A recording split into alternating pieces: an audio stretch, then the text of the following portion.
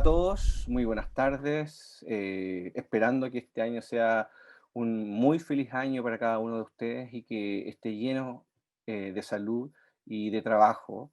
Eh, Quisiera dar las gracias a todos nuestros auspiciadores que nos acompañan durante el año pasado y a todos los que nos van a acompañar durante este año y que van a hacer posible también la transmisión de estas charlas, ¿cierto? Que tenemos programada para este año 2021. En el día de hoy, nuestros auspiciadores que nos acompañan son Cosmefarma, Broden, que es proveedor de fresas y fresones para nuestra clínica, y Webdental, todos aquellos que hacen posible, ¿cierto?, esta transmisión. Antes de iniciar la charla de hoy, vamos a dar una breve cápsula comercial de nuestros auspiciadores.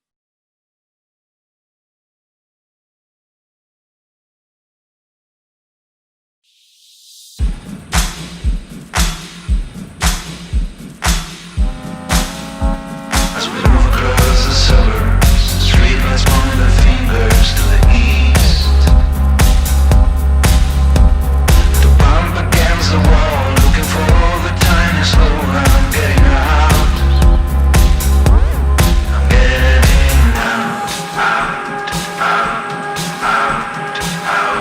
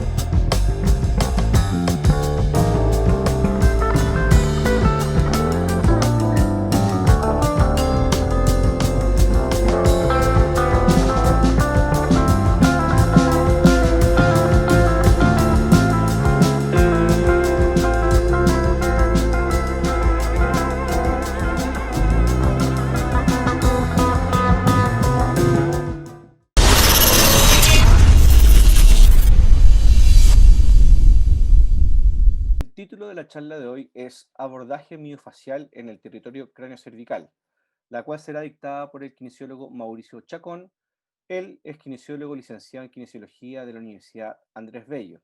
También es docente clínico asistencial de la Red Salud UC Ucristus de San Joaquín, docente de la Escuela de Kinesiología de la Pontificia Universidad Católica, magíster en fisiopatología craneocervical, craneomandibular de la Universidad Andrés Bello y es miembro de la Sociedad de Kinesiología Maxilofacial y Trastornos Craneocervicales SOCIMAX.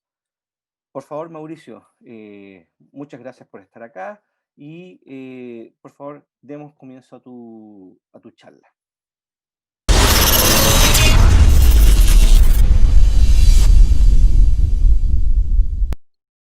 Hola, buenas tardes. Soy Mauricio Chacón. Soy kinesiólogo dedicado al área musculoesquelética y el área orofacial.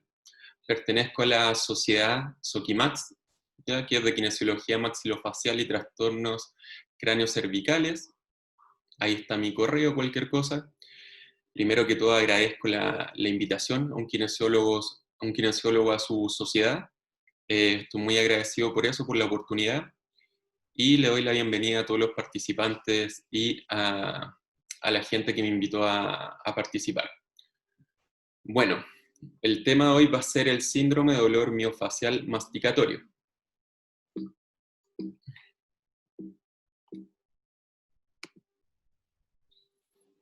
¿Y por qué es este tema? ¿Ya? Debido a lo siguiente. El síndrome de dolor miofacial es una de las principales causas de dolor musculoesquelético crónico.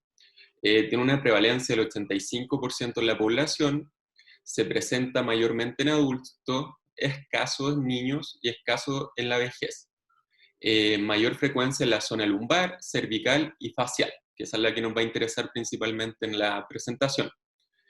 Se caracteriza por dolor, debilidad, restricción de la movilidad ya local y este dolor típico referido, ya un dolor a distancia. Y podemos ver ahí algo sobre datos que la mitad de las licencias médicas en la Unión Europea se deben a estos trastornos musculoesqueléticos. Ya hay un importante gasto en recursos sanitarios para cada país. Podemos ver que los trastornos temporomandibulares son la segunda condición musculoesquelética más común después del dolor lumbar, o lumbago, lumbalgia, como quieran llamarlo. En Estados Unidos se estima que los trastornos temporomandibulares representan una pérdida anual de más de 15.000 millones de pesos en licencias laborales. Y en base a los estudios se ha demostrado que el síndrome de dolor miofacial masticatorio es la forma más común de trastorno temporomandibular.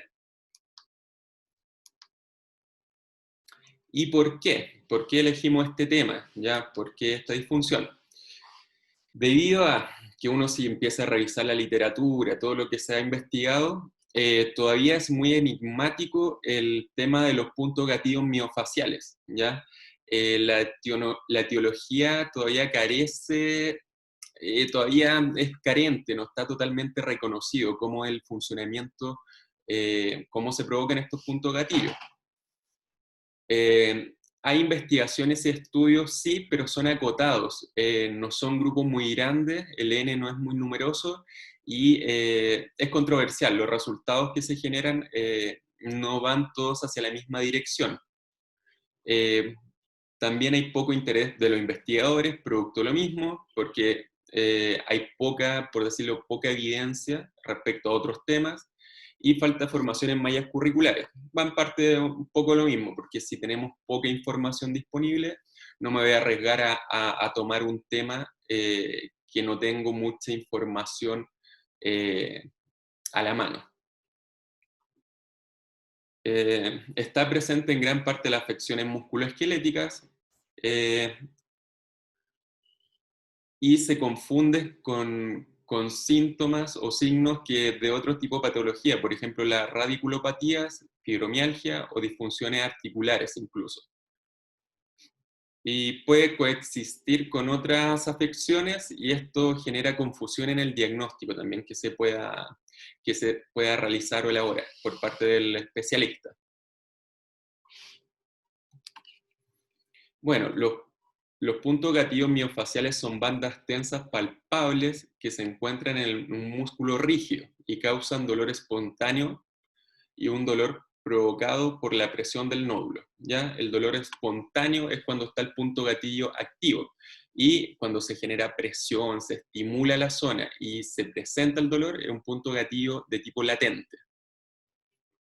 Y este dolor puede referirse a otras partes del cuerpo, incluso en ausencia del daño nervioso persistente, ¿ya?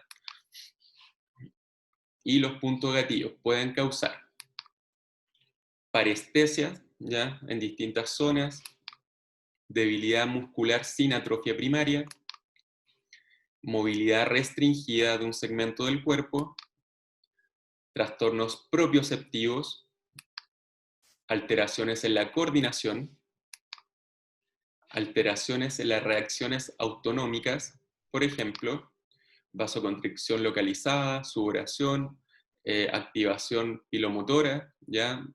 Aumento del lagrimeo, ¿ya? El lagrimeo continuo, ¿ya? La hipótesis sobre los puntos gatillos miofaciales. Esto se combina a la evidencia electrodiagnóstica e histopatológica, disponible para proporcionar una base de la etiología sustentable, ¿ya? Como les decía anteriormente, la etiología total, a pesar de todos los años, las décadas que han pasado, no está totalmente clara, no se ha dilucidado realmente cuál es la etiología de los puntos gatillos.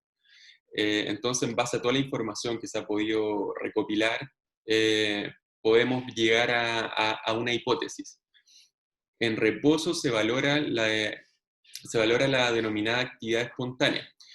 En el músculo normal no debe existir actividad espontánea, salvo el denominado ruido de placa terminal. Se trata de un ruido que representa la actividad de despolarización de la placa motora por la liberación basal de acetilcolina. Respecto a los puntos gatillos miofaciales, ¿cómo se generan? Podemos ver que hay una secuencia de hechos. Se da la liberación de acetilcolina en la placa terminal, ¿ya?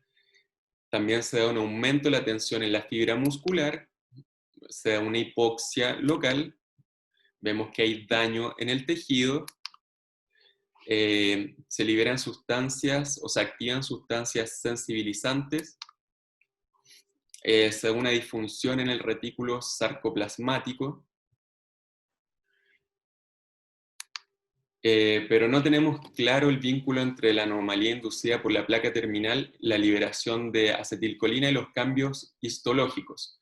Estadísticamente están relacionados, pero no están claros. La evidencia en un aumento normal de la tensión de las fibras musculares ayuda a explicar la tensión de la banda, ¿ya? Estas bandas tensas. Los nódulos y discos de contracción ayudan a explicar el nódulo palpable. Respecto a la hipoxia local, estudios han empleado sondas con sensor de oxígeno. Se observan variaciones aleatorias normales en la presión parcial de oxígeno alrededor de 30 milímetros de mercurio. Y esto hasta que la sonda se empieza a acercar al nódulo, ¿ya? Y cuando se acerca al nódulo aumenta la presión parcial de oxígeno a 40, 50 milímetros de mercurio. Y luego va descendiendo progresivamente hasta un valor cercano a 5 milímetros de mercurio. Esto en el centro del nódulo. Y aquí podemos ver que se da una región de hipoxia severa en el centro del nódulo del punto gatillo miofacial, y alrededor de esta zona se da una hiperoxia que puede ser en forma compensatoria que se da. En cuanto al distrés tisular, debido a esto se presenta una hipoxia local acompañado de isquemia. Y esto obviamente tiene consecuencias. Compromete el suministro de energía tanto glicolítica como aeróbica, lo que resultaría en una reducción del ATP y la liberación de sustancias sensibilizantes, las que mencionaba anteriormente. La evidencia experimental demuestra que la hipoxia del músculo esquelético por sí sola puede excitar a los nociceptores. En cuanto a las sustancias sensibilizantes, los sarcómeros están severamente acortados en el centro de los nudos, y los discos de contracción harían demandas de oxígeno inusualmente altas para mantener la continuidad de la actividad contráctil, ya de esta contracción máxima.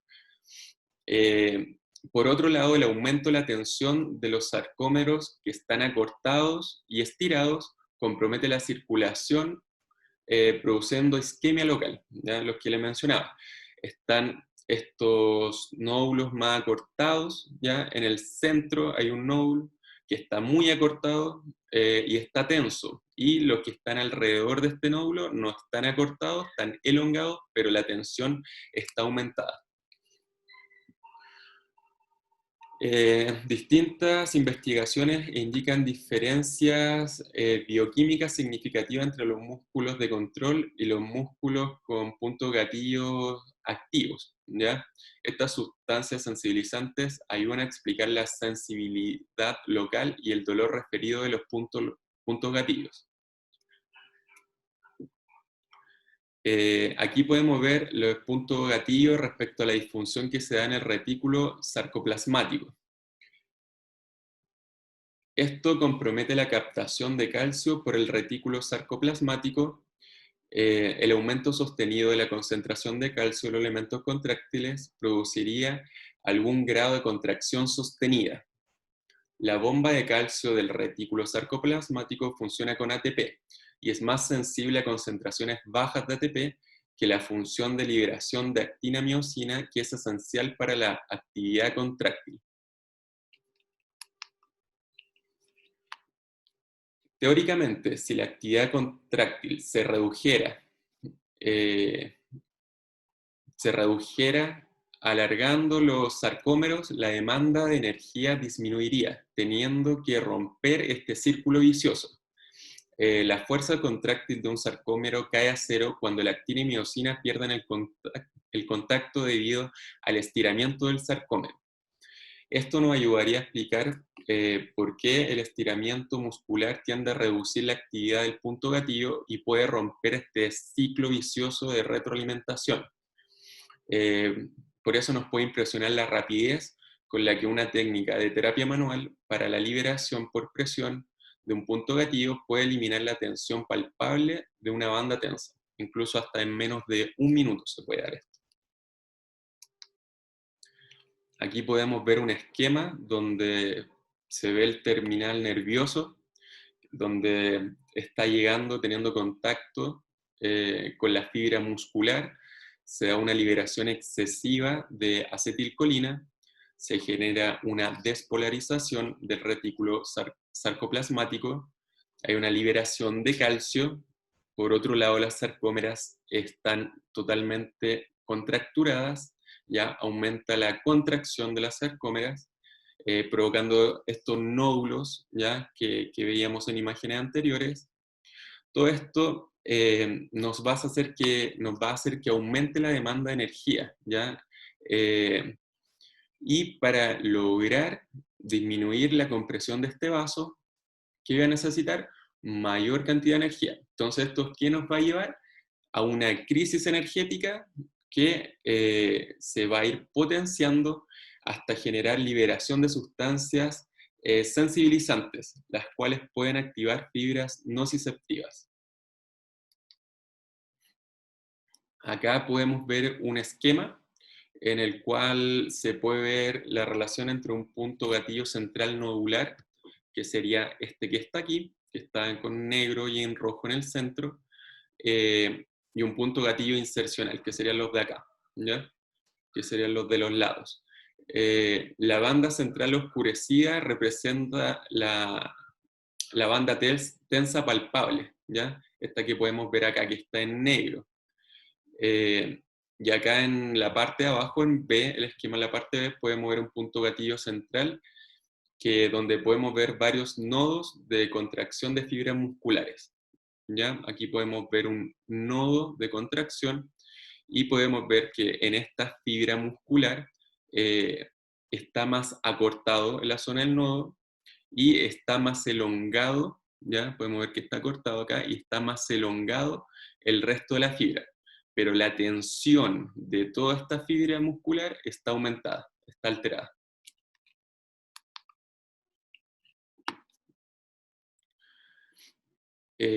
Acá podemos ver que los puntos gatillos son sensibles al aumento de la tensión muscular, lo cual limita dolorosamente su rango de movimiento de estiramiento, ¿ya? Nos va a limitar estirar este músculo. También son sensibles a una contracción vigorosa del músculo, ¿ya? Si uno toca fuerte una banda tensa, donde haya un trigger point, va a ser muy molesto y se va a activar este punto gatillo.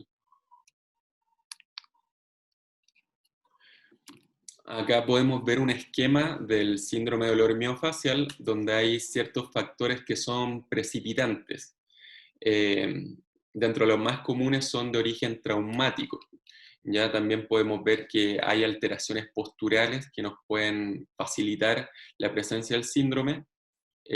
También hay factores psicológicos, por ejemplo, periodos prolongados de estrés, de depresión, que pueden gatillarlo o aumentarlo. Alteraciones propias musculares. También podemos ver que por el lado nutricional puede estar llevando a una afección, déficit de vitaminas, por ejemplo, vitamina B12, vitamina D, ¿ya?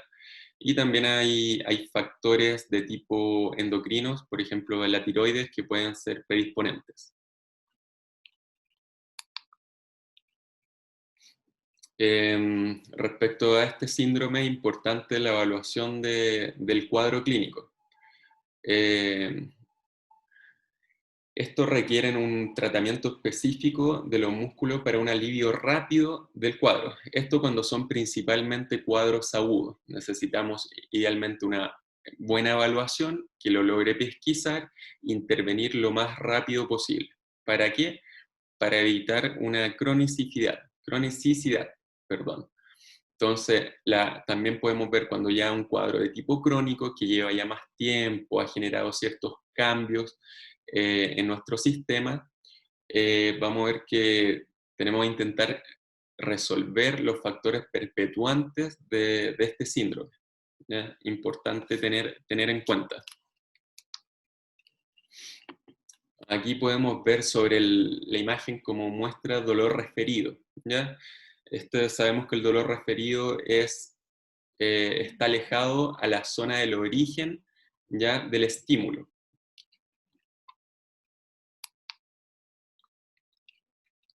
Entonces aquí podemos ver el típico mapeo de Travel y Simons, donde podemos ver zonas donde está más oscuro, ¿ya? Donde está más oscurecido es la zona donde se ejerce la presión, y donde vemos rojo es la zona donde genera el dolor referido. Entonces podemos ver distintos puntos. Por ejemplo, la zona suboccipital, podemos ver que hay un dolor referido hacia la zona frontal. Acá podemos ver otro punto suboccipital que va hacia la zona occipital, ¿ya? Pero hacia la zona más occipital más alta respecto al origen del dolor, ¿ya?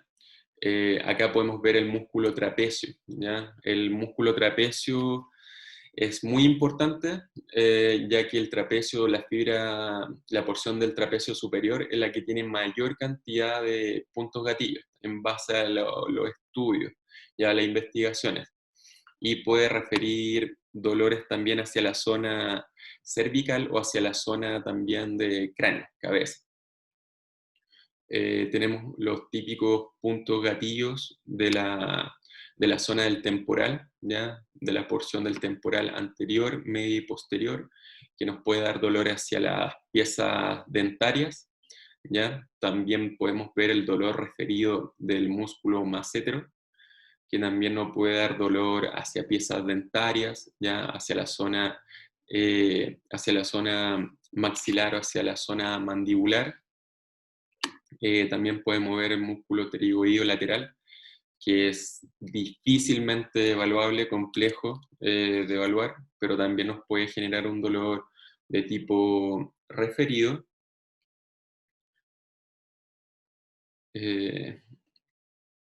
Y acá en la parte más posterior podemos ver el músculo elevador de la escápula, ya que también nos da un dolor referido a la zona, en este caso la zona posterior cervical, y a la zona casi empezando hacia la zona dorsal. Esternocleido, ¿ya? Esternocleido nos va a dar unos un dolor referido hacia la zona frontal, ya hacia la zona superior al arco cigomático, ¿ya? Y nos puede dar también dolor retroauricular, ¿ya? Como podemos ver en la imagen.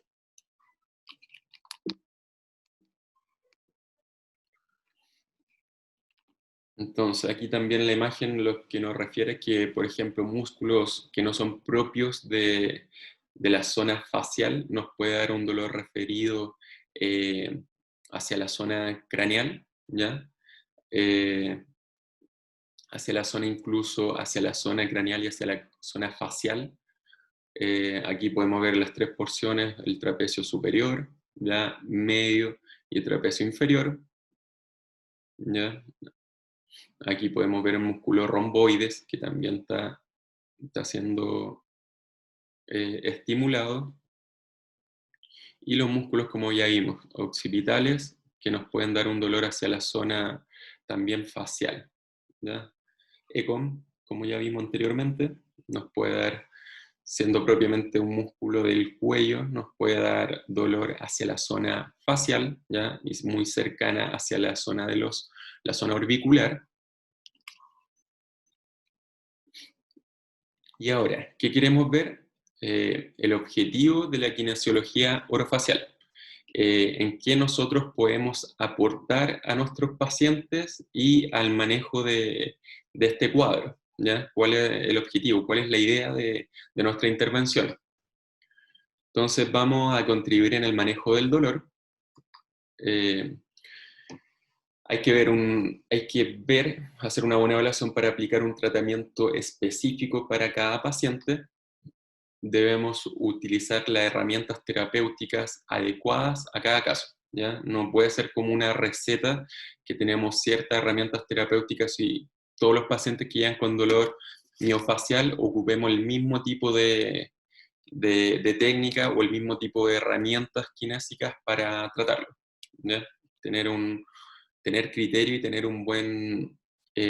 realizar una buena anamnesis y evaluación.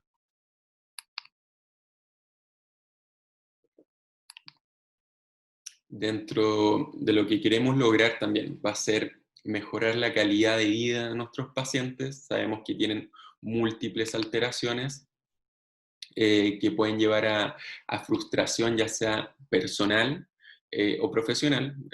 Personal puede ser de índole emocional, que le aumenta la angustia, le altera la calidad del sueño, y al alterar la calidad del sueño sabemos que el umbral o la percepción del dolor tiende a aumentar, sentimos un dolor más intenso, ¿ya?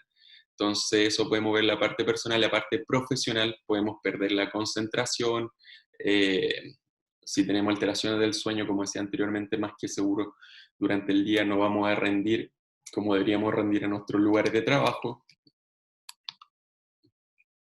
Y también es importante disminuir los gastos económicos. Ya sabemos que los gastos en salud también son importantes, sobre todo si los tratamientos que se han tomado no han tenido efecto. Entonces uno va acumulando tratamientos, medicamentos, distintas técnicas, intervenciones, procedimientos que pueden ir sumando más gasto al bolsillo de nuestros pacientes. Y también es importante ver que desde la parte kinesiológica también presentamos coberturas, ¿ya? Hay coberturas, estamos con los códigos que se llaman códigos FONASA, y también uno puede, por ejemplo, al realizar prestaciones, los pacientes pueden realizar reembolsos de estas prestaciones de índole kinésica, lo que generalmente no pasa en la parte odontológica. Ya difícilmente se va a poder realizar algún reembolso de algún procedimiento, alguna intervención. Y también vamos a ser útiles dentro del manejo de estos pacientes para evitar recidivas del cuadro, ¿ya? Que idealmente no dure unas semanas el alivio, unos meses, y después tienda a volver. Idealmente dentro de esto uno va a enseñar pautas de ejercicio, dar ciertas indicaciones, que la idea es que el paciente pueda mantener y tomarlas como hábito para evitar esta recidiva del cuadro. En cuanto al tratamiento, Lo ideal es tratarse de manera integral. En cuanto a terapia manual, podemos realizar técnicas de estiramiento muscular, masajes, como vamos a ver después más adelante, presión isquémica, ya se pueden realizar punción de puntos gatillos, ya punción seca, ya en el caso de la parte más odontológica, infiltración de estos puntos gatillos con alguna sustancia, por ejemplo con lidocaína o toxina botulínica, ya lo que evalúe y lo que va a ser más atingente al paciente.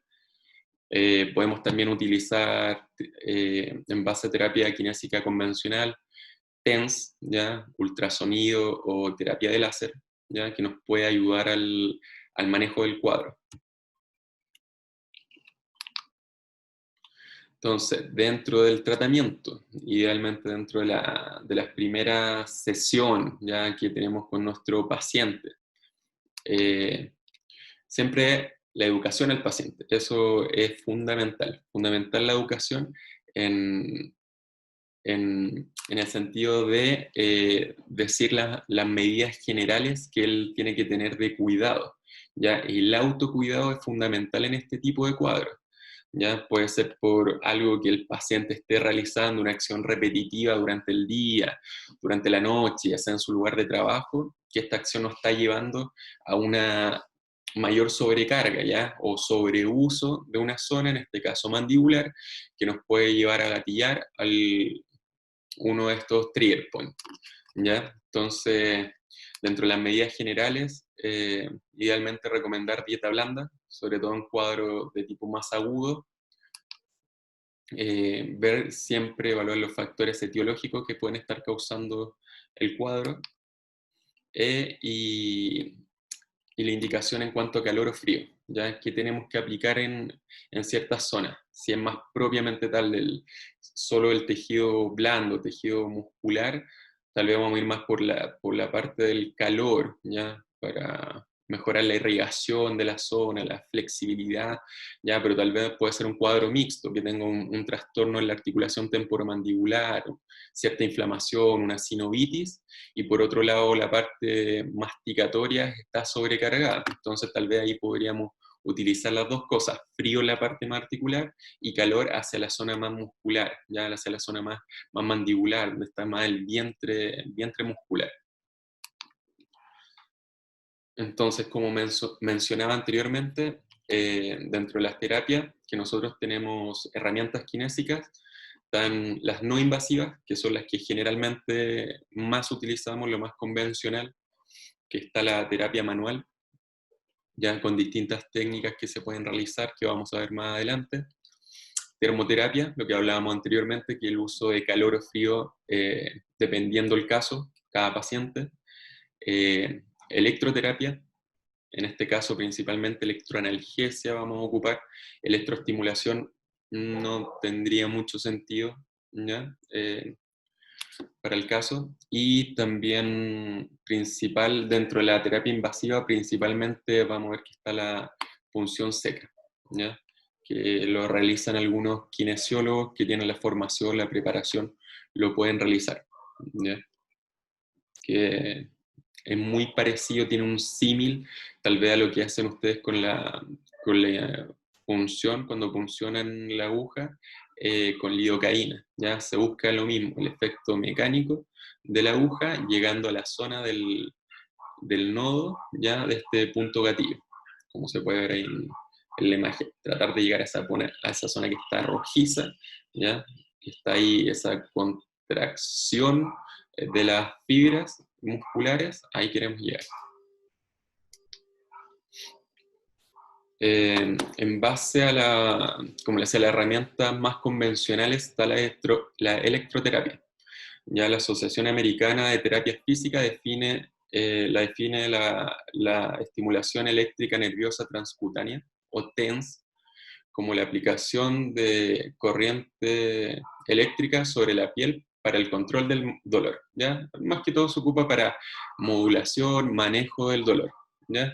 Es una técnica no invasiva, como he dicho anteriormente, es económica, es segura y es fácil el procedimiento a realizar es fácil, ¿ya? La técnica en sí no es compleja. Obviamente tenemos que tener ciertos cuidados, por ejemplo, la zona, si lo vamos a ocupar la zona de la cara, obviamente no acercarnos a la zona de los ojos, ¿ya? Eh, Evitar que haya mucha vellosidad, sobre todo en los hombres, si tienen barba, no podemos aplicarlo sobre esta vellosidad porque actúa como aislante, no se va a adherir en sí. Eh, los electrodos que se ocupan para transmitir esta corriente, ya esta electricidad. Entonces siempre la zona idealmente rasurada, sin productos como cremas que nos pueden optar como aislantes, siempre limpiar la zona idealmente con alcohol, ¿ya? Limpiar un poquito la zona de la piel para que se puedan adherir los electrodos y lo vamos a poner justo sobre la zona dolorosa, ¿ya? Esa va a ser la idea. Pueden ocuparse de 2 canales, ¿ya? O un canal. Cada canal tiene 2 electrodos, ¿ya? Dependiendo si el cuadro es unilateral, bilateral, ¿ya? La zona que queremos abarcar, ¿ya? O si queremos colocar, por ejemplo, un canal en la zona cervical, ¿ya? Podemos poner en la zona cervical o suboccipital, y el otro canal podemos colocarlo en la zona propiamente más facial o mandibular. Y los estudios avalan que el TENS es útil, mostró alivio del cuadro en el síndrome de dolor miofacial, ¿ya? Otra herramienta terapéutica es el láser de baja intensidad. Este se utiliza mucho en el tratamiento de tejidos blandos, aunque su mecanismo de acción no se conoce totalmente, ¿ya? No está totalmente definido. Se sustenta que su efecto es principalmente analgésico en base a la teoría de gate control o de la compuerta, que es lo mismo como actúa el TENS, la corriente analgésica. Bajo esa teoría se sustenta. Y también acá habla del ultrasonido, que genera una estimulación del sistema microcirculatorio. Y en la imagen podemos ver cómo se toma el cabezal ya de este aparato ultrasonido y lo ponemos justo sobre la zona donde queremos dar la descarga, intervenir. El ultrasonido terapéutico, ¿ya? Obviamente es diferente al ultrasonido que se utiliza para otro tipo de procedimientos, ¿ya? Como por ejemplo el ultrasonido que se ocupa para las ecografías, es diferente.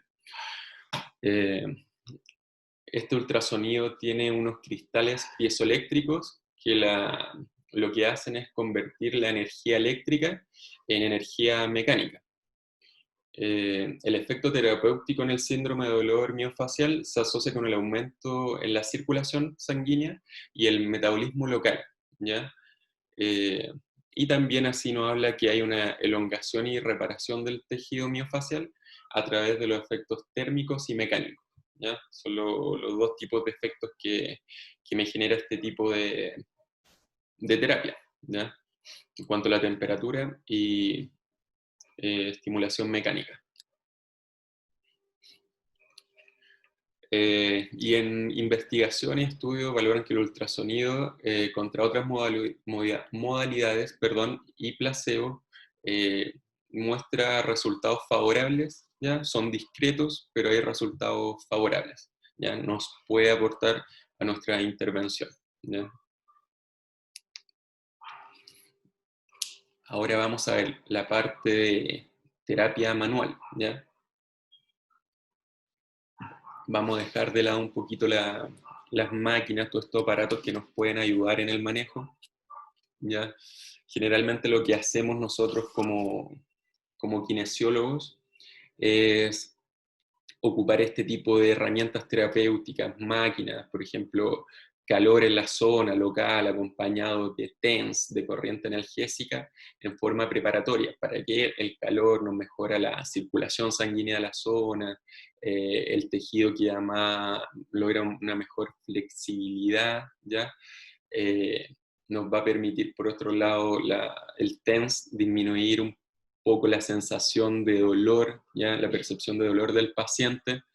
Entonces vamos a poder realizar después intervenciones con nuestras manos, ya sea, por ejemplo, masoterapia, presión isquémica, elongaciones, stretching, en este caso stretching mandibular, presión isquémica en ciertos músculos, por ejemplo, el massetero, en el músculo temporal, ¿ya?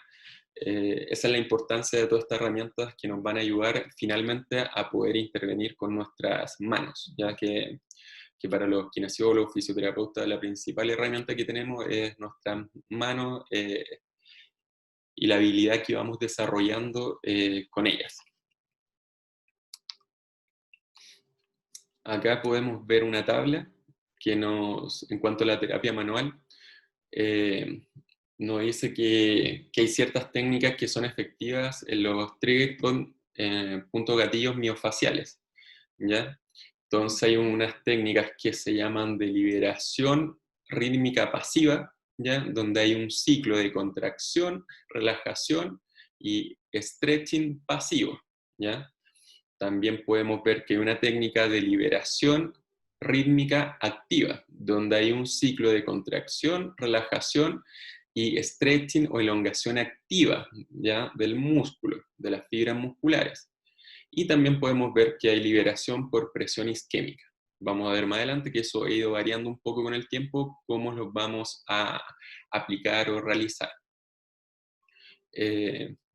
También podemos aplicar esa aplicación de spray, ¿ya? Spray que nos van a bajar un poco la sensación de dolor, nos van a disminuir un poco en el paciente las molestias para poder hacer cierto stretching, ya elongaciones, y también terapia ya con agujas, punción, ya que pueden ser punción seca, ya que principalmente lo vamos a utilizar algunos fisioterapeutas lo utilizan, y alguna inyección, como es lo que ustedes pueden utilizar con algunas sustancias, principalmente lidocaína, o como les decía anteriormente, tal vez toxina botulínica, si es que lo creen atingente y que les va a servir al manejo de sus pacientes. Entonces, en cuanto a la terapia manual, esta técnica de liberación rítmica pasiva y ahí está la pasiva y activa. Son formas de facilitación neuromuscular propioceptiva, ¿ya? Son muy similares a la relajación post-isométrica, ¿ya? De un músculo. Esta depende del principio básico que un músculo tenso tiende a estar más relajado y liberar tensión después de una contracción voluntaria moderada, ¿ya? Tener presente eso, no es una contracción voluntaria máxima, no vamos a exigir a nuestro paciente el máximo de contracción, en este caso mandibular, no vamos a exigir el máximo de apertura que nosotros vamos a forzar o vamos a resistir este movimiento de apertura, de cierre, no, va a ser una contracción moderada, ¿ya? Evitando generar más dolor a este paciente.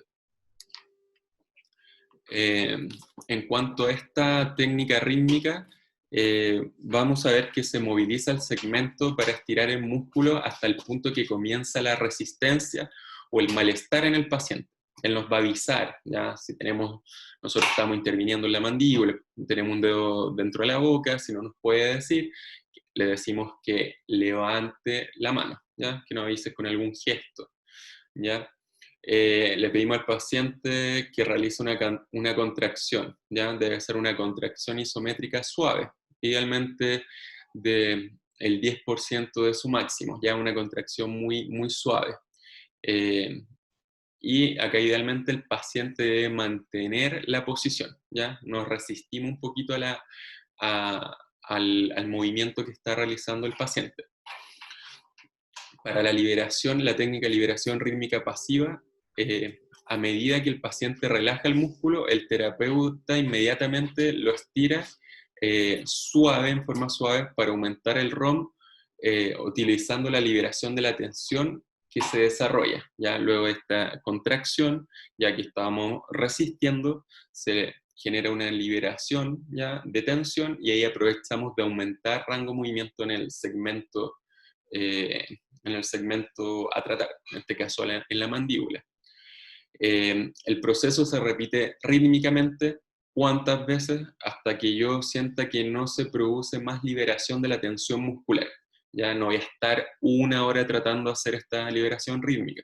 Tal vez lo voy a estar haciendo durante 2 o 3 minutos, ya con descanso entre medio, dejando que el paciente junte la boca, ya descanse unos segundos y voy a volver a intentar hasta cuánto que sienta que ya no hay más, no se libera tensión de ese músculo, ya no generamos mayor rango de movimiento también. Ahí lo podemos ir pesquisando. Para la técnica de liberación rítmica activa, la fase de liberación ya la realiza activamente el paciente, porque se activan, se activan o se contraen los músculos antagonistas del músculo que se está liberando. Esto va a agregar un factor de liberación adicional por inhibición recíproca, ¿ya? Vamos a generar una inervación recíproca, entonces nos va a permitir también, con la activación de los músculos antagonistas, ¿ya? Vamos a permitir un mayor rango de movimiento y que nos va a permitir un mejor stretching, ¿ya? Vamos a permitir un mayor elongación de estas fibras musculares. Acá podemos ver otra técnica, que es la técnica de compresión isquémica, ¿ya? Que está ya hace muchas décadas, fue descrita por Travell y Simon, ¿ya? Que dice que consiste en la aplicación de una presión en un número de puntos, en un punto sensible previamente identificado por la palpación. El músculo idealmente debe estar previamente relajado y estirado, ¿no? Por eso le decía que lo ideal siempre antes de la intervención, preparar el tejido, ¿ya? Preparar el tejido con las distintas herramientas que podamos tener, ¿ya? Distintas herramientas terapéuticas que dispongamos. Luego se presiona con el pulgar el punto hasta llegar al umbral del dolor, ¿ya? Acá que buscaba llegar al umbral del dolor y mantenía la presión. Idealmente, que era un poco contraproducente, uno generaba dolor, a veces un dolor intenso, y le solicitaba al paciente que se mantenga relajado, ya que si estamos, por ejemplo, interviniendo en la zona mandibular, estamos con una pequeña apertura, ya le pedimos al paciente que trate de no cerrar la boca, ya va a tender porque cuando duele algo, sobre todo en la zona mandibular, que va a tender a realizar cierre, y a veces un cierre brusco. Entonces la idea es mantener relajado, intentando evitar una contracción muscular, ya que eso es difícil, eso como se describió en un principio la técnica. Y esto a medida que el dolor del paciente va disminuyendo, se irá aumentando la presión sobre el punto hasta llegar a un máximo de 1 minuto. Ya no estar más de 1 minuto en la zona presionando. ¿Por qué? Porque estábamos generando dolor y vamos a dejar la zona demasiado sensible, ya muy sensibilizada además. Y el propósito de esta compresión, esta compresión isquémica, es aumentar el flujo sanguíneo local, a modo que el tejido afecto pueda sanar más fácil, ¿ya? La idea es que se realice un barrido, ¿ya? Con este flujo sanguíneo y un barrido, que llegue más oxígeno a esas fibras musculares y que por otro lado se haga un barrido, se eliminan ciertas sustancias de desecho, ¿ya?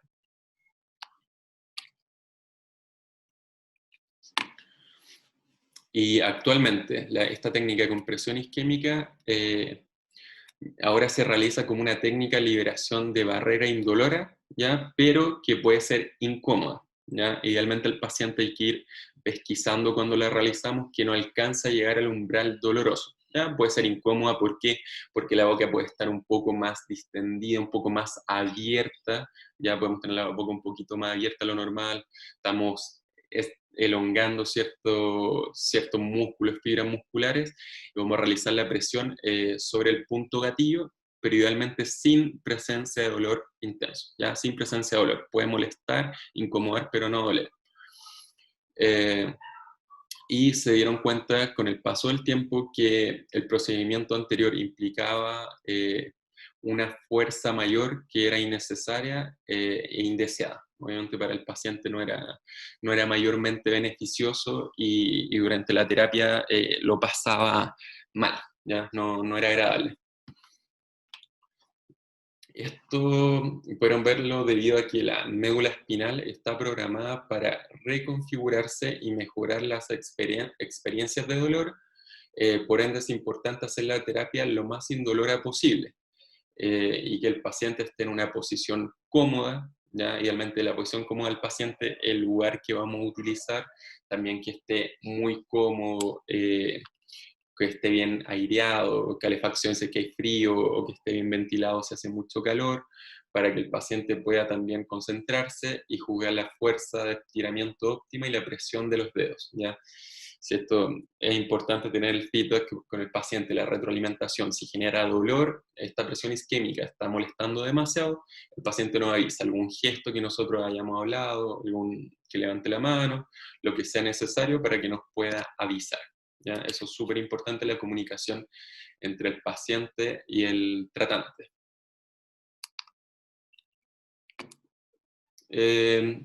Podemos ver también que si nuestras técnicas se van a aplicar a lo largo de las fibras musculares, ¿ya?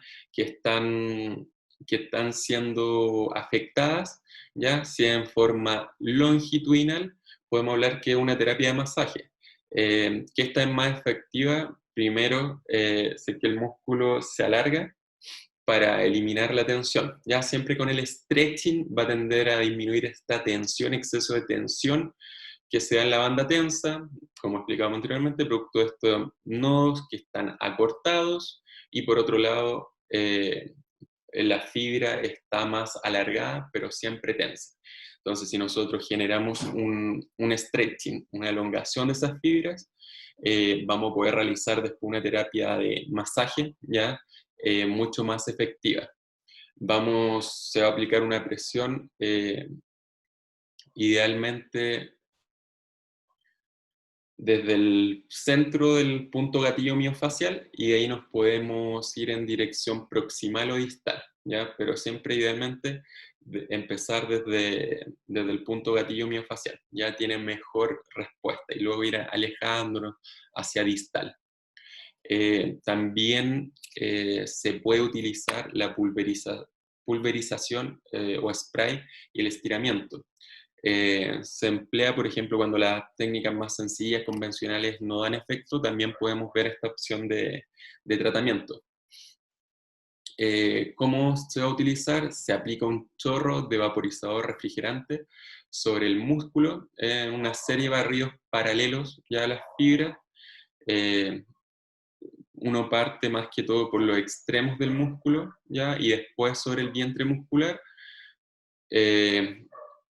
Y vamos a aplicar luego el stretching, ¿ya? ¿Esto qué va a pasar? Donde el vaporizador refrigerante nos va a disminuir las molestias de la zona, el paciente va a poder tolerar mejor este estiramiento, mejor este stretching, ¿ya? De las fibras musculares.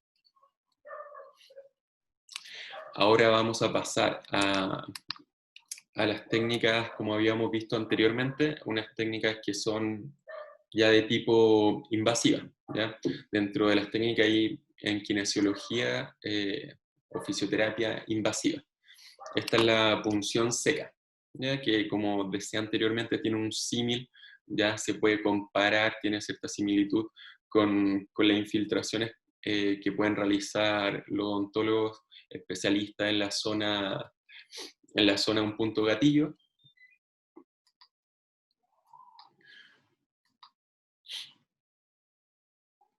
Entonces aquí podemos ver que la dirección y la profundidad, así como el ángulo y la forma de la aguja, son factores que varían según la ubicación del nódulo, ¿ya? Según la ubicación que yo haya evaluado al paciente, y la idea es dañar la menor cantidad de fibras musculares, ¿ya? Para llegar a este nódulo, a la parte central del punto gatillo, ¿ya?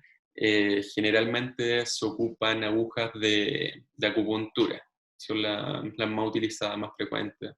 También yo creo por un tema económico también son las que más se utilizan en la parte de la fisioterapia.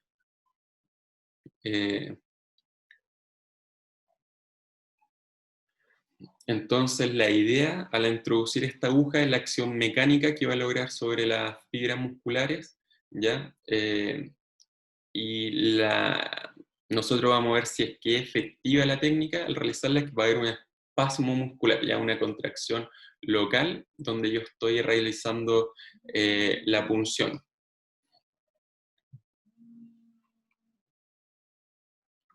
Una vez que ya llegamos al punto, se puede mover la aguja, ya mover en diferentes sentidos, obviamente en forma suave, como decíamos, para no dañar lo menor posible la fibra muscular, para alcanzar tal vez nuevas reacciones, tal vez puede aumentar un poco la contracción de estas fibras musculares.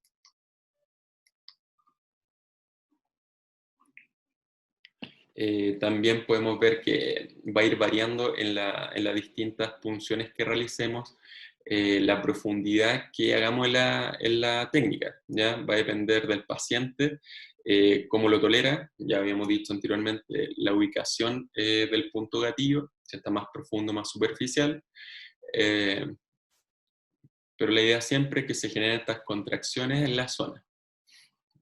Y también se puede realizar punción que es ecoguiada, entonces al ser con un ecógrafo es mucho más específico y más seguro para el paciente, ya nos podemos asegurar que lleguemos más específicamente a la zona que queremos puncionar y también que no vayamos a pasar a llegar zonas, ya sea algún tejido más delicado como algún vaso sanguíneo, ya algún nervio, entonces nos puede facilitar por ese lado. En cuanto también a la punción seca, se pueden ver distintos estudios, revisiones, ya una revisión sistemática de Kamin, que concluyó que las intervenciones con aguja son un tratamiento efectivo para el manejo de los puntos gatillos miofaciales, ¿ya? Eso concluyó. Estudios un poco más recientes, como los de Tekin, compararon la efectividad de la punción con aguja seca, acá utilizó agujas de acupuntura contra agujas ficticias, y se reportó una disminución significativa del dolor de los pacientes y una mejoría importante del índice de calidad de vida en los pacientes que recibieron la punción verdadera, ¿ya? Mejoró mucho más la calidad de vida y el dolor también disminuyó, fue el reporte que realizaron. Otro estudio de AI y colaboradores compararon los efectos de la punción con punción seca y las infiltraciones con lidocaína, ¿ya? No encontraron diferencias significativas entre los dos grupos y reportaron disminución del dolor y mejoría de la calidad de vida en ambos, ¿ya? Acá podemos ver un ejemplo de punción seca ecollada, ¿ya? Entonces hay un ecógrafo, hay una aguja que se está utilizando. Acá podemos ver cómo se podría ver un punto gatillo, ¿ya? Donde muestra la zona ahí de la flecha. Acá hay una página donde hay, por lo menos, todavía hay pocos lugares donde en Chile se está utilizando, se realiza esto, y ahí puede haber más información en esa página web, ¿ya? Que es de fisioterapia invasiva. Respecto a estos mismos lugares que se realiza fisioterapia invasiva, también realizan algunos que son más arriesgados, ya que hay ciertos estudios a favor, otros en contra, es controversial, un poco controversial también la evidencia que hay, que pasa mucho en kinesiología. En cuanto a la electrólisis percutánea musculoesquelética, que nos dice que es una técnica de fisioterapia invasiva que consiste en la aplicación ecoguiada de una corriente galvánica a través de una aguja de punción que produce en el tejido blando musculoesquelético un efecto analgésico y un proceso inflamatorio local que permite la fagocitosis y la reparación del tejido afectado. ¿Ya? Esto puede ser cuestionable, ¿ya? en investigación, se están realizando estudios al respecto, ¿ya? Esto se utiliza ya hace varios años, mucho en España, por ejemplo. Lo utilizan muchos centros de fisioterapia, centros también que realizan reintegro de la parte deportiva, también se utiliza bastante.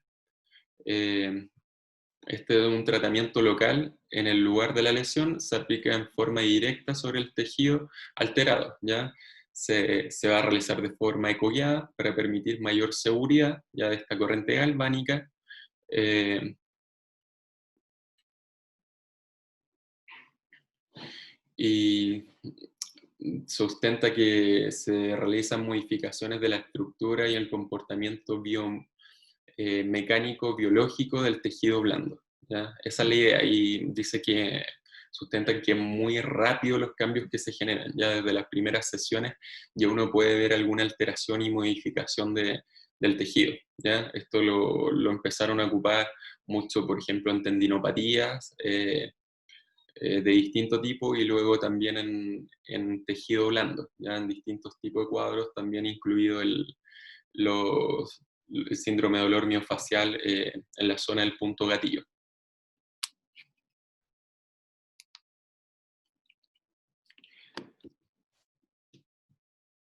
Y importante tener en cuenta, ya, no olvidar que la fascia está presente en todo nuestro cuerpo, por ende estamos conectados por ella mediante los distintos segmentos de nuestro cuerpo, ¿ya? Ahí se puede ver el esquema de la fascia, las distintas estructuras que tenemos en la zona cervical, ¿ya? Y cómo estamos conectados por cercanía, zona cervical, obviamente con la zona del tronco, la zona de los brazos, también podemos ver con la zona obviamente facial, ¿ya? Eso lo podemos ver o notar claramente, por ejemplo, en el músculo trapecio superior, como el músculo que tiene mayor cantidad de síndrome de dolor miofacial o puntos gatillos en el cuerpo, debido a que tiene mucha mayor actividad, se sobrecarga más, tiene mayor sobreuso. ¿Por qué? Porque se relaciona con la actividad y la función de la cabeza y cuello, ¿ya? Y por otro lado, los movimientos relacionados eh, a espalda y también de los brazos, de las extremidades superiores, movimiento de hombros. Entonces, importante tener en consideración todas estas relaciones que se dan en este tejido facial. Y acá una pregunta, ¿hay relación entre las alteraciones de la zona maxilofacial con la zona cervical? ¿Ya? Yo creo que es una buena pregunta que se debe investigar, seguir investigando, dilucidando, hacer más estudios, ¿ya? Más aporte respecto al área. Por un lado, acá podemos ver que está el núcleo espinal, ¿ya? Del trigémino, que nos da información nociceptiva, ¿ya? Es importante la conducción dolorosa de las piezas dentarias, convergen input doloroso de la región superficial y profundas de la cara, información dolorosa a otros pares craneales, y lo que es muy importante, lo que quiero recalcar, que hay información dolorosa de nervios cervicales, ¿ya? Cervicales de C1, C2, C3, ¿ya? De estos segmentos. Por tanto, es un punto de convergencia entre la información trigeminal y cervical, ¿ya? Converge aquí información que puede estar alterada en forma ascendente, ¿ya? Que la zona cervical no esté alterando las zonas trigeminales, o tal vez viceversa, que la zona trigeminal no esté alterando por cierto input la zona cervical, ¿ya? Respecto a esta convergencia, sabemos que recibe información sensorial de la estructura fuera de la distribución del nervio trigémino, como los músculos del cuello, ¿ya? Y esto en parte puede explicar por qué los pacientes con síndrome de dolor miofacial masticatorio a menudo informan dolor tanto en el rostro como en la zona cervical, ¿ya? Hay un poco algún tipo de estudio, evidencias que no pueden llevar a esto, ¿ya? Pero hay que seguir estudiando mucho al respecto, eh, ver las distintas hipótesis que se dan, distintas investigaciones, pero todo esto nos aporta, ya nos da cierto sustento.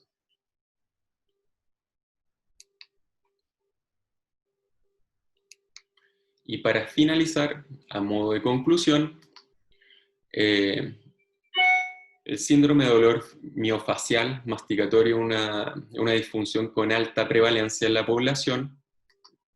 La etiología es poco clara, ¿ya? Es muy estudiada, ha sido muy estudiada, debe ser mayormente estudiada, ¿ya? En base a la etiología, ¿ya? Centrar la investigación idealmente, multifactorial, hay muchos factores que pueden predisponer a esto, a este cuadro, eh, y también son cuadros a veces subvalorados, ya no se le da la importancia que deberían, y a veces se pueden hacer un cuadro que puede tender a la cronicidad, producto de lo mismo. Presenta un gran impacto en la calidad de vida de las personas, como hablamos anteriormente, ya sea en el plano personal o en el plano laboral. Lo ideal siempre trabajar en equipo de salud, ¿ya? Equipo de salud, saber cuándo derivar y a quién derivar, ¿ya? Entonces siempre tener buena comunicación entre los distintos especialistas o entre los distintos profesionales que pueden aportar a este tipo de cuadros y al manejo de la disfunción y patología de nuestros pacientes.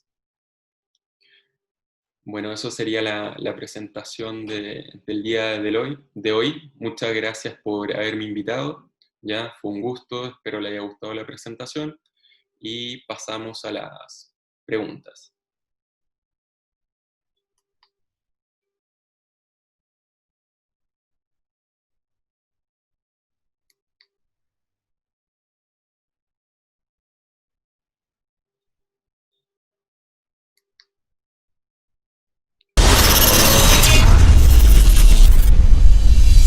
Muchas gracias, Mauricio, por tu excelente charla. Vamos a enviar el link, ¿cierto?, a los asistentes para que nos volvamos a reconectar para la ronda de preguntas.